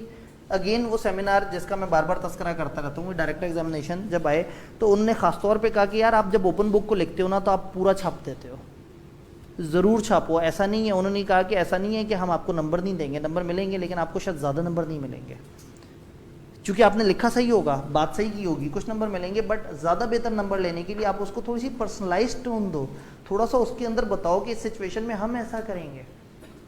सवाल में दिया वो होगा कि जी ये थ्रेट तब संगीन होगा जब 6 साल से ये मसला चल रहा हो, तो अब आप जवाब देते हुए ये नहीं कहेंगे ये थ्रेट तब संगीन होगा जब 6 साल से ये मसला चल रहा हो, आप कहेंगे कोड ऑफ एथिक्स के मुताबिक चूंकि 6 साल से ऊपर कर हो गया गिवन सिचुएशन में, तो ये एक संगीन मसला है।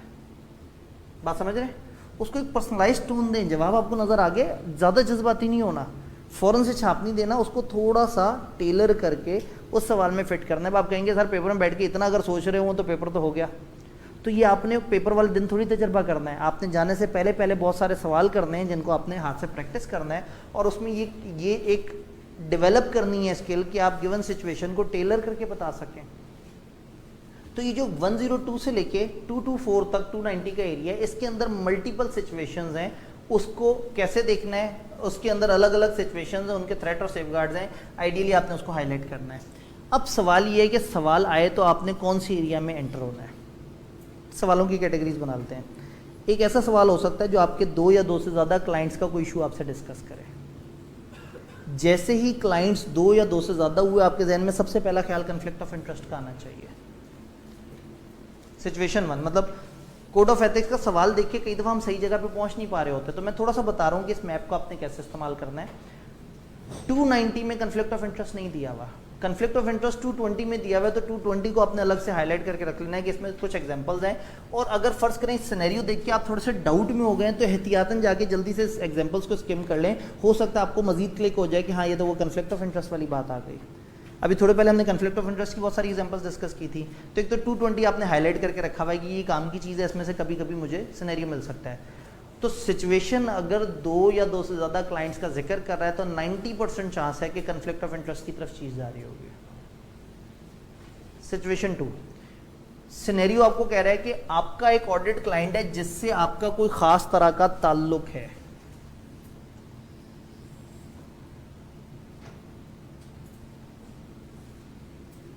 मेरा अपने एग्जिस्टिंग क्लाइंट से कोई खास ताल्लुक, मेरा ऑडिट क्लाइंट है जिसके साथ कोई फाइनेंशियल इंटरेस्ट है मेरा, टीम का या व्हाट्सएवर, वो तो अगला मसला है ना। पहले तो हम देखेंगे फाइनेंशियल इंटरेस्ट, इस एरिया में एंटर हो जाएंगे। इस एरिया में जैसे ही जाएंगे तो हमें शायद 6 सफ़ों के ऊपर 5 जगह पे ग्रीन हाईलाइटर नजर आए, और हो सकता है ग्रीन हाईलाइटर का मतलब है इशू। तो जब मैंने पढ़ते हुए अच्छे टाइम पे अपने पेपर वाले टाइम के लिए मेहनत की हुई है, तो जैसे ही मैं उधर गया मैंने फ़ौरन से वो 4-5 ग्रीन लाइनें देखी, तो मैं एक इशू पे पहुंच गया कि हाँ एंगेजमेंट पार्टनर का जब इस तरह का मसला हो, ये तो सवाल वाली बात आ गई। अब उसके एरिया को अगर मैं पढ़ूंगा या उस एरिया से आंसर कर रहा हूँ तो आसान। क्या पेपर में इतना पढ़ने पढ़ाने का टाइम है? नहीं है, लेकिन जिस सवाल ने आपको 16-17 नंबर दे देने हैं और वाकई दे देने हैं, उसमें टाइम है हमारे पास। एक तरफ वो 16 नंबर का सवाल है जिसको पढ़ के अभी यही नहीं पता कि पता नहीं कौन सा स्टैंडर्ड का सवाल है, मैं उसको भी 1.8 से मल्टीप्लाई करूं फार्मूले के मुताबिक, और इस सवाल को जो मुझे कंफर्म आता है बस मैं सही जगह पे पहुंच जाऊं तो मैं इसमें 16 में से 14 नंबर तो ले ही लूंगा। मैं इसको भी अगर 1.8 से मल्टीप्लाई करूंगा तो ये अच्छी बात नहीं है। जो मुझे सवाल आता है या जिसमें आई एम श्योर कि मैं एक अच्छे नंबर्स ले सकता हूँ, मुझे उस पर टाइम इन्वेस्ट करना चाहिए, बट इतना नहीं कि वो हमें ख़राब कर दे। कल हम आखिरी सेशन से पीछे पेपर को सॉल्व करते हुए क्या सीक्वेंस होना चाहिए, किस तरह से, उसके ऊपर भी थोड़ी सी इंशाल्लाह बात कर रहे होंगे। मैं बताना ही चाह रहा हूँ कि अगर पेपर से पहले आपने एक दफ़ा टाइम इन्वेस्ट किया हुआ है, ये चंद पैराग्राफ्स हैं, ये आपने अगर पढ़ के इसके अंदर से स्किम करते करते इश्यूज और उनके सेफगार्ड हाईलाइट किए हुए हैं, तो पेपर वाले टाइम पे सबसे पहले तो इस मैप को देख के पहुंचेंगे मुझे कहाँ जाना है, फिर उसके बाद अगले। तो अगर एक से ज़्यादा क्लाइंट है तो यहाँ आना ही नहीं है, 220 पे चले जाना है। मौजूदा क्लाइंट और उसके साथ मेरा कोई रिलेशन है तो that can be financial interest, that can be उनके साथ आपका कोई लोन या गारंटी का मामला, उनके साथ आपका कोई बिजनेस रिलेशन, उनके साथ आपके एग्जिस्टिंग ऑडिट क्लाइंट के साथ आपका कोई फैमिली या पर्सनल रिलेशन, उस ऑडिट क्लाइंट में एम्प्लॉयमेंट आपकी या इस तरह से करके टेम्परेरी स्टाफ को असाइनमेंट, आप एस्कॉनमेंट वगैरह पे कुछ बंदों को वहाँ पे भेज रहे हैं, ऑडिट क्लाइंट के साथ रीसेंट सर्विस हुई है, ऑडिट क्लाइंट को सीनियर लेवल पे डायरेक्टर या ऑफिसर लेवल पे सर्व किया हो, या उस ऑडिट क्लाइंट के साथ लॉन्ग एसोसिएशन हुई हो हमारी फर्म के सीनियर पर्सनल की। गिनती के एरियाज है, ज़्यादा लंबे चौड़े एरियाज नहीं है, और थोड़ी सी प्रैक्टिस के बाद आप इस पोजीशन में आ जाते हैं कि आप सही वक्त पे जज कर सकेंगे इनमें से कौन सी बात हो रही है। एक ऑडिट क्लाइंट के साथ मेरे किसी रिलेशन की बात हो रही है, कोई रुपए पैसे का ताल्लुक है, उनसे कोई बिजनेस है, कोई लोन है, कोई उनके साथ उनका स्टाफ मेरे पास आया हुआ है, मेरा स्टाफ उनके पास गया हुआ है, इस तरह का जो भी मामला है वो डील होगा 102 से लेके ये 148 के दरमियान। यहाँ है क्लाइंट और आपका उससे रिलेशन। इससे नीचे फिर एक अलग एरिया आ जाता है, provision of non assurance service to an audit client. मेरा ऑडिट क्लाइंट मेरे से कुछ और चाह रहा है, एक एक्स्ट्रा सर्विस चाह रहा है। अब अगेन ये लॉन्ग एसोसिएशन नहीं है, ये ताल्लुक नहीं है, ये लोन वगैरह नहीं है, ये एक सेकंड असाइनमेंट है। तो अगर एक ऑडिट के साथ एक और असाइनमेंट का तस्करा है तो मुझे इस एरिया में आना चाहिए। बात समझ रहे? दो क्लाइंट्स का जिक्र आया, कन्फ्लिक्ट ऑफ इंटरेस्ट में चले गए। एक क्लाइंट के साथ मेरे किसी ताल्लुक का जिक्र आया, हम चले गए ऊपर वाले एरिया में। और जब ऑडिट क्लाइंट को कोई नॉन एश्योरेंस सर्विस प्रोवाइड करनी है तो ये कुछ नॉन एश्योरेंस सर्विसेज यहाँ तक चलती हैं। कि आप कभी कभी उस ऑडिट क्लाइंट को कुछ ऐसा काम करके दे रहे होते हैं जो मैनेजमेंट रिस्पॉन्सिबिलिटी में आता है। ये मैनेजमेंट रिस्पॉन्सिबिलिटी को ध्यान से पढ़ना है, ये एरिया जगह जगह इस्तेमाल हो जाता है, क्योंकि अक्सर जगह पे आपको जो काम दिया जाता है तो अल्टीमेटली आप सोल्यूशन देते हुए एक सोल्यूशन ये देते हैं कि मैं मैनेजमेंट रिस्पॉन्सिबिलिटी अज्यूम नहीं करूँगा। अकाउंट्स प्रिपेयर करना, वैल्यूएशन की सर्विस, टैक्स की सर्विस। जब आप वैल्यूएशन सर्विस, टैक्स सर्विस को जाके पढ़ेंगे ना तो उन्होंने अलग अलग तरह की टैक्स की सर्विस भी डिफाइन की हुई और अलग अलग तरह की सर्विस के प्रॉब्लम्स और सोल्यूशन भी बताए हुए हैं। और पेपर में लिटरली ऐसा लगता है कि एग्जामिनर ने क्या किया, वो एक पैरा उठाया कोड ऑफ एथिक्स का, उसको समझा, एक सवाल बनाया जो कि घूमता घूमता आपको हिंट दे दे कि ये पैरा है जिसमें से आंसर करना है। बट वो उसे मिलता है जो उस दिन पहली दफ़ा नहीं पढ़ रहा होता, जिसने उससे पहले पढ़ा हुआ होता है, हाईलाइट किया होता है। हाँ, पेपर में नए सिरे से पढ़ना मुश्किल है, या पूरी किताब में कुछ 60 सफ़ों तक ढूंढते रहना कि मेरा एरिया कौन सा है, ये शायद मुश्किल है। बट इस पेज को अगर समझ लेंगे तो इधर से स्टेप आपकी बेहतर हो जाएगा, आपको पता लग जाएगा मैंने कौन से पोर्शन में जाना है। तो दो क्लाइंट्स कन्फ्लिक्ट ऑफ इंटरेस्ट में ले गए, एक क्लाइंट के साथ कोई रिलेशन हम यहाँ ले गए, और एक ही ऑडिट क्लाइंट को अगर कोई और सर्विस हमसे चाहिए तो उसको हमने यहाँ पे डिस्कस कर लिया। ये अलग अलग तरह की सर्विसेज, इन सारी सर्विसेज की डिस्क्रिप्शन भी बताई है, कैटेगरीज भी बताई है, और ये भी बताया कि कौन सी सर्विस दी जा सकती है, कौन सी सर्विस नहीं दी जा सकती, कौन सी सर्विस विद सेफगार्ड दी जा सकती है और कौन सी सर्विस विद सेफगार्ड नहीं दी जा सकती। इवन इसमें फिर एक तीसरा लेवल आ जाता है, क्या वो पब्लिक इंटरेस्ट एंटिटी है? आसान अल्फाज में हमारी नॉर्मल ज़बान में लिस्टेड कंपनी को पब्लिक इंटरेस्ट एंटिटी कहते हैं। पब्लिक इंटरेस्ट एंटिटी कुछ बड़े उन सेटअप्स को भी कहते हैं, या गवर्नमेंट को इदारों को भी कहते हैं, या उन इंस्टीट्यूशंस को भी कहते हैं जिनमें पब्लिक इंटरेस्ट है बड़े लेवल के। बट आसान अल्फाज में अगर हम सीधी सी बात करें तो लिस्टेड और इस तरह के इदारे पब्लिक इंटरेस्ट हैं। तो हो सकता है सवाल में दिया हो कि एक लिस्टेड कंपनी है, बताएं आपने उसको सर्विस प्रोवाइड करनी है, तो हो सकता है आप इस एरिया में जाएं, आपको एक सिचुएशन नजर आए और सेफगार्ड नजर आए, आप जज्बातियों की छाप दें, ऐसा नहीं है। थोड़ा सा आगे जाके देखें, हो सकता है उन्होंने पब्लिक इंटरेस्ट एंटिटी के लिए स्पेसिफिकली मना किया हो, या उसके सेफगार्ड ही डिफरेंट हो नॉर्मल एंटिटीज से। बात समझ आई? सिचुएशन 1 दो क्लाइंट्स, सिचुएशन 2 एक क्लाइंट के साथ कोई रिलेशन, सिचुएशन 3 एक क्लाइंट की एक और असाइनमेंट, दो असाइनमेंट क्लाइंट सेम है। चौथी सिचुएशन, एक क्लाइंट का काम, उसके साथ कोई दूसरा क्लाइंट अचानक से ऐसा कनेक्ट हो जाता है जिसके साथ मेरा कोई रिलेशन है। मैं काम कर रहा हूं एक क्लाइंट का, इनके साथ मेरा कोई मसला नहीं है। इस क्लाइंट के साथ मर्जर हो गया किसी ऐसे सेटअप का जिनके साथ मेरा कोई कन्फ्लिक्ट है, या जिनके साथ मेरा कोई इस तरह का मामला है, तो दो एरिया ओपन हो जाएंगे। एक तो जिनके साथ इनका मर्जर हुआ उनमें ये मसला या ये मसला होगा, पहले मैं इसके सोल्यूशन तक पहुंचूंगा। देन यहाँ मर्जर्स एंड एक्विजिशन का एरिया है, ये एरिया, इसको खास तौर पे देख लेना है। ये आपको बताते हैं कि जब भी दो क्लाइंट्स का मर्जर हो, या मर्जर होने जा रहा हो, या हो चुका हुआ हो, या कुछ और इस तरह से, तो उनमें से एक वो एंटिटी हो जो आपका ऑडिट एंटिटी है और दूसरी एंटिटी वो हो जिसके साथ आपका ताल्लुक नहीं है। अब अगेन मेरा रिलेशन अगर एक एंटिटी के साथ है और उसका मर्जर हो गया किसी ऐसी एंटिटी के साथ जिसका मैं ऑडिट करने आ रहा हूँ, तो ऑडिट मैंने जिसका करना था मैं उनसे इंडिपेंडेंट था, मगर जिनसे उनका मर्जर हो गया मैं उनका इंडिपेंडेंट नहीं था। तो अब मेरी इंडिपेंडेंस इधर भी हिट हो गई है और अब वो वाले थ्रेट्स जो ये वाले थ्रेट्स और ये जो सेफगार्ड्स है मुझे वहाँ पे भी अप्लाई करने पड़ेंगे क्योंकि मैं अब उनकी तरफ भी चला गया। ये बात समझ आई? तो एक सिचुएशन ये भी हो सकती है कि मेरा एक क्लाइंट का जिक्र दिया हुआ है जिसके साथ मेरा कोई मसला नहीं है और दूसरा क्लाइंट जिसके साथ मेरे कोई क्लैशेज हैं या इंडिपेंडेंस के इश्यूज़ हैं, वो और ये वाला क्लाइंट आपस में मर्ज हो गए। पांचवी सिचुएशन, अगर फर्म में एक से ज़्यादा दी हुई हो, एक आपकी फर्म है, एक और फर्म है जो आपकी बड़ी गहरे ताल्लुक वाली फर्म है, ये एक और ऐसी फर्म है जिसके साथ मिलके आप लोग बड़ा इकट्ठे अच्छे चलते हैं, या आपकी ही फर्म का कोई और ऑफिस किसी और जगह पे मौजूद है, या कोई ऐसी फर्म है जिसके साथ मिल के आप लोगों ने कुछ रिसोर्स शेयरिंग के अरेंजमेंट किए हैं। पाकिस्तान में ये कॉन्सेप्ट इतना नहीं चलता, दुनिया में लोग नेटवर्क बनाते हैं। अगर दुनिया में मोर देन 70% क्लाइंट चंद 4-5 बड़ी फर्मों से ही अपनी सारी सर्विसेज करवाए तो छोटी फर्म तो बेचारी सर्वाइव ही नहीं कर सकती। तो कई दफ़ा क्या होता है 3-4 छोटी फर्म्स मिलती हैं और बना लेती हैं एक नेटवर्क। उस नेटवर्क का मकसद होता है कि वो आपस में फिजिकली मर्ज नहीं हुए होते बट वो एक दूसरे के साथ चीज़ें शेयर कर रहे होते हैं। कई दफ़ा ब्रांड शेयर करते हैं, कई दफ़ा एक कॉमन नेम बना लेते हैं उस पूरे ग्रुप का। उस पूरे ग्रुप को फिर हम नेटवर्क कहते हैं और उन फर्म्स को नेटवर्क फर्म्स कहते हैं जो एक दूसरे के साथ क्वालिटी वाले प्रोसीजर शेयर करते हैं, एक दूसरे के साथ एक दूसरे को हेल्प करते हैं या एक दूसरे को QCR वगैरह में प्रमोट करते हैं, एक दूसरे के साथ क्लाइंट्स के अरेंजमेंट्स और इस तरह के बहुत सारे मामला शेयर करते हैं, या उधर उनको इन्वेंट्री काउंट करवा दिया अपने वाले क्लाइंट का, उनका यहाँ पे कर दिया। तो कभी भी जब भी 2 या 2 से ज़्यादा फर्म्स कोई कॉमन इंटीग्रेशन एम कर रही हो मिलके, तो एक दफ़ा एहतियातन देख लेने की ज़रूरत है कि क्या वो नेटवर्क या नेटवर्क फर्म की डेफिनेशन में तो नहीं आ रहे। तो टेक्निकली 290 के एरिया में हमें नेटवर्क और नेटवर्क फर्म की समझ होनी चाहिए और ये पता होना चाहिए कि नेटवर्क और नेटवर्क फर्म, अब ऐसे में जैसे मैंने कहा था क्लाइंट का मर्जर हो गया, तो जब मैं एक में मेरी इंडिपेंडेंस हिट हो गई तो दूसरे में ऑटोमेटिकली हिट हो गई। तो इसी तरह से अगर मेरी नेटवर्क फर्म का कहीं मसला है तो फिर मुझे भी मसला पड़ सकता है। तो जब भी 2 फर्म्स जुड़ जाएं या 2 क्लाइंट्स जुड़ जाएं, दोनों सूरतों में ये फिर ये वाले 2 एरियाज ओपन होंगे और इनके अंदर आप देखेंगे कि किस तरह से चीज़ें देखनी चाहिए। अगेन मतलब रिवीजन क्लास का हरगिज़ मतलब नहीं है कि यहाँ हम 100% एरियाज डिस्कस करें और आप कहें चलो ठीक है अच्छी फिल्म देखी, घर गए, बड़ा मज़ा आया।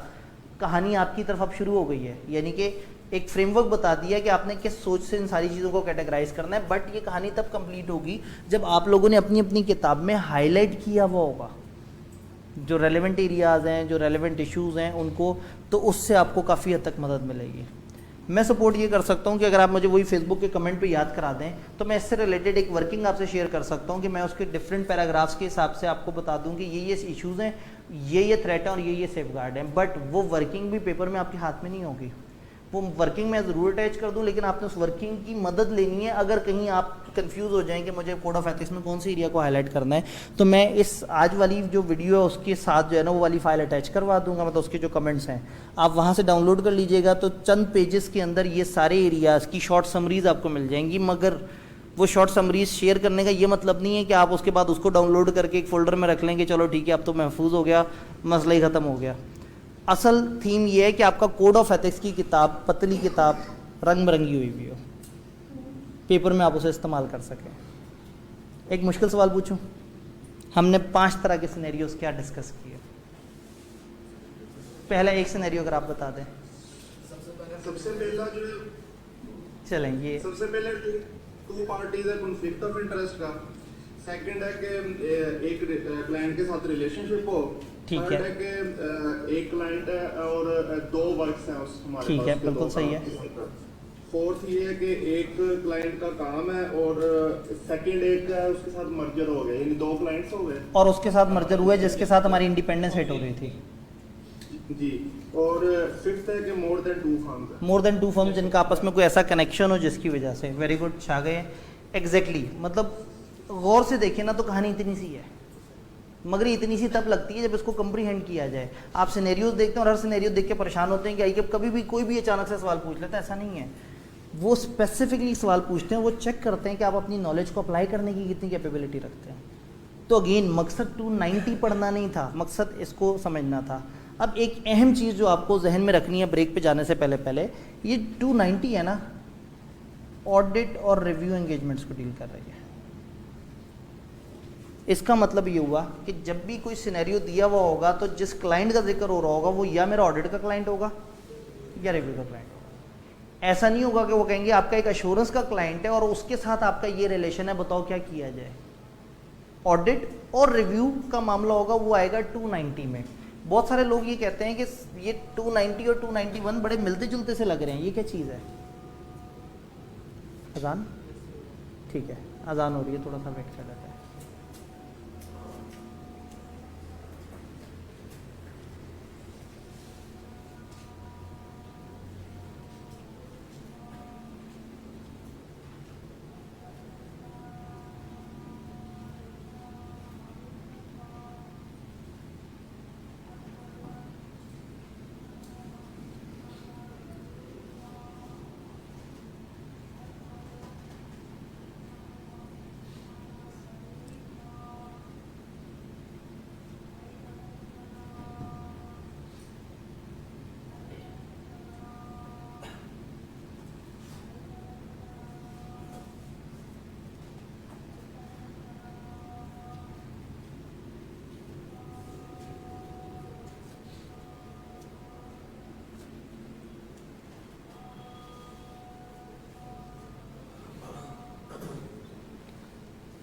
जी, तो पॉइंट के 290 वो सेक्शन है कोड ऑफ एथिक्स का जो ऑडिट और रिव्यू क्लाइंट्स के इन सारे मसलों मसाइल पे बात करता है। जब आपको 290 समझ आ जाए और 290 के आपने एरियाज हाईलाइट कर लिए हों तो इससे बहुत मिलता जुलता एक पोर्शन है 291। और बहुत सारे स्टूडेंट्स तो उसको देख के कहते हैं सर ये क्या चीज़ है, और ये तो बड़ा मिलता जुलता सा लग रहा है। बहुत मिलता जुलता है ये, ऐसे ही जैसे ऑडिट के स्टैंडर्ड्स को समराइज करके उन्होंने रिव्यू के स्टैंडर्ड बना लिए। तो 290 जैसा ही है 291, बस वहाँ ऑडिट और रिव्यू का क्लाइंट नहीं है, अश्योरेंस का क्लाइंट है। बहुत सारी चीज़ें आपको मिलती जुलती लगेंगी, तो ज़रूरी नहीं है कि आप उसको पूरे पोर्शन को बहुत अच्छी तरह से पढ़ें और हाईलाइट करें। इस पोर्शन को अच्छी तरह से पढ़ के हाईलाइट करने से आपको एक सेंस डेवलप हो गई है। अब अगर पेपर में सवाल में वो ऑडिट या रिव्यू क्लाइंट के बजाय अश्योरेंस क्लाइंट एक्सप्रेसली कुछ आपको ऐसी फील देंगे ये अश्योरेंस क्लाइंट है, तो अश्योरेंस 291 में पहुंचेंगे तकरीबन इसी तरह का आपको स्ट्रक्चर नज़र आएगा। कुछ चीज़ें कम लिखी भी होंगी वहाँ पे, आप रेलेवेंट जगह पे पहुँचेंगे, उस रेलेवेंट जगह से आप कोई ना कोई इन्फॉर्मेशन उठा के डाल सकते हैं।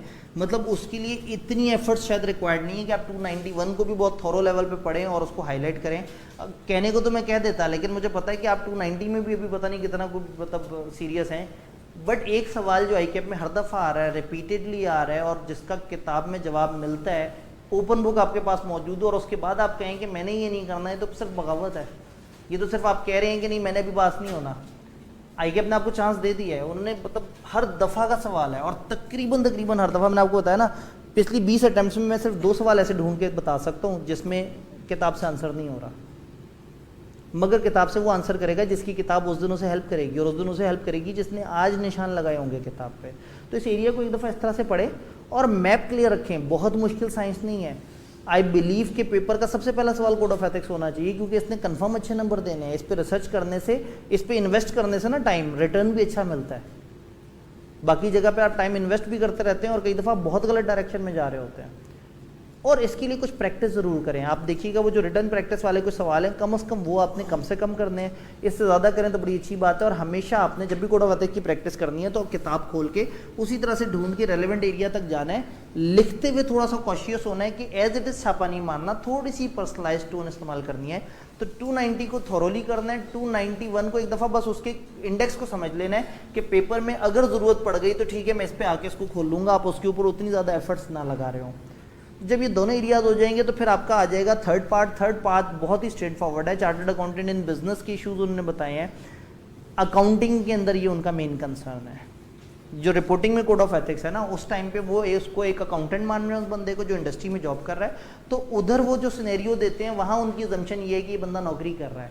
हम चूंकि ऑडिट का पेपर पढ़ रहे हैं, इंश्योरेंस का पेपर पढ़ रहे हैं, तो हमारे यहाँ वो chartered accountant in business all दो सिलेबस का हिस्सा है, बट उसको उस तरह से फोकस नहीं करता, क्योंकि उन्होंने हमसे जो सवाल पूछने वो एक सर्विस प्रोवाइडर वाला सवाल है।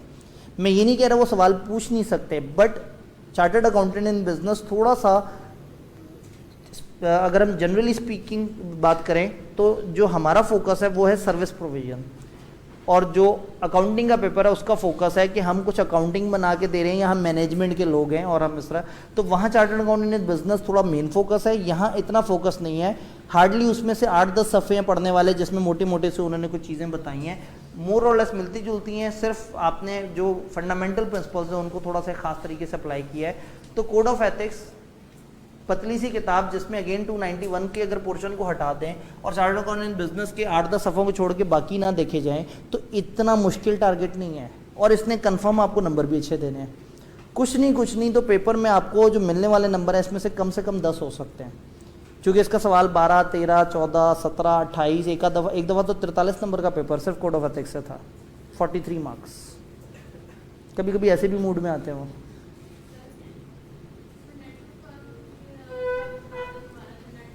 जी, नेटवर्क फर्म की ना एक पूरी डेफिनेशन दी हुई है, उन्होंने वो कुछ तरीके बताए। उन्होंने कहा अगर दो फर्म्स आपस में इनमें से कुछ अरेंजमेंट्स में एक दूसरे को सपोर्ट करें, क्वालिटी के अंदर रिसोर्स की शेयरिंग, कई दफ़ा कॉमन नेम की शेयरिंग होती है, तो वो उन्होंने एक लंबी चौड़ी, असल में इस वक्त तो मकसद थोड़ा सा उसको जी थ्रेट कैसे राइज होगा। मेरी फर्म एक ऑडिट पे काम करने जा रही है और उस पर मेरी नेटवर्क फर्म जिसके साथ मिलके मैं काम कर रहा हूँ उनकी इंडिपेंडेंस हिट हुई हुई है।